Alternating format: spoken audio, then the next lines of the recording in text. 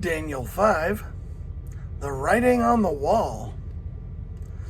King Belshazzar gave a great banquet for 1,000 of his nobles and drank wine with them. While Belshazzar was drinking his wine, he gave orders to bring in the gold and silver goblets that Nebuchadnezzar his father had taken from the temple in Jerusalem, so that the king and his nobles, his wives, and his concubines might drink from them. So they brought in the gold goblets that had been taken from the temple of God in Jerusalem, and the king and his nobles, his wives, and his concubines drank from them. As they drank the wine, they praised the gods of gold and silver, of bronze, iron, wood, and stone. Suddenly, the fingers of a human hand appeared and wrote on the plaster of the wall near the lampstand in the royal palace.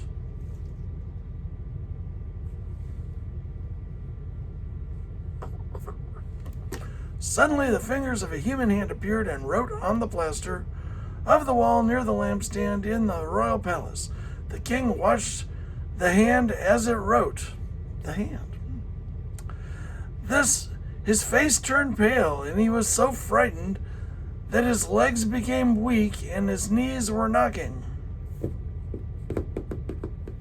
The king summoned the enchanters, astrologers, and diviners.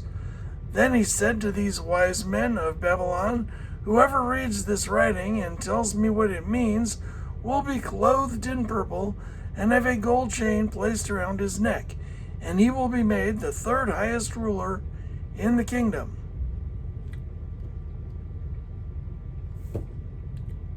I didn't realize there was literal writing on the wall. Then all the king's wise men came in, but they could not read the writing or tell the king what it meant. So King Belshazzar became even more terrified, and his face grew more pale. His nobles were baffled. The queen, hearing the voices of the king and his nobles, came into the banquet hall. "May the king live forever," she said. Wasn't she there with his wives? "May the king live forever," she said. "Don't be alarmed. Don't look so pale. There is a man in your kingdom who has the spirit of the holy gods in him. In the time of your father, he was found to have insight and intelligence and wisdom like that of the gods. Your father, King Nebuchadnezzar, appointed him chief of the magicians, enchanters, astrologers, and diviners. He did this because Daniel, whom the king called Belteshazzar, was found to have a keen mind and knowledge and understanding, and also the ability to interpret dreams, explain riddles, and solve difficult problems. Call for Daniel. Call for Daniel, and he will tell you what the writing means." So Daniel was brought before the king, and the king said to him, "Are you Daniel, one of the exiles my father the king brought from Judah? I have heard that the spirit of the gods is in you, and that you have insight, intelligence, and outstanding wisdom. The wise men and enchanters were brought before me to read this writing and tell me what it means, but they could not explain it. Now I have heard that you are able to give interpretations and to solve difficult problems. If you can read this writing and tell me what it means, you will be clothed in purple and have a gold chain placed around your neck. You will be made the third highest ruler in the kingdom." Then Daniel answered the king, "You may keep your gifts for yourself and give your rewards to someone else. Nevertheless, I will read the writing for the king and tell him what it means. Your Majesty, the Most High God, gave your father Nebuchadnezzar sovereignty and greatness and glory and splendor. Because of the high position he gave him, all the nations and peoples of every language dreaded and feared him. All the nations and peoples of every language dreaded and feared him. Those the king wanted to put to death, he put to death. Those he wanted to spare, he spared. Those he wanted to promote, he promoted. And those he wanted to humble, he humbled. But when his heart became arrogant and hardened with pride, he was deposed from his royal throne and stripped of his glory. He was driven away from people and given the mind of an animal. He lived with the wild donkeys and ate grass like the ox, and his body was drenched with the dew of heaven, until he acknowledged that the Most High God is sovereign over all kingdoms on earth and sets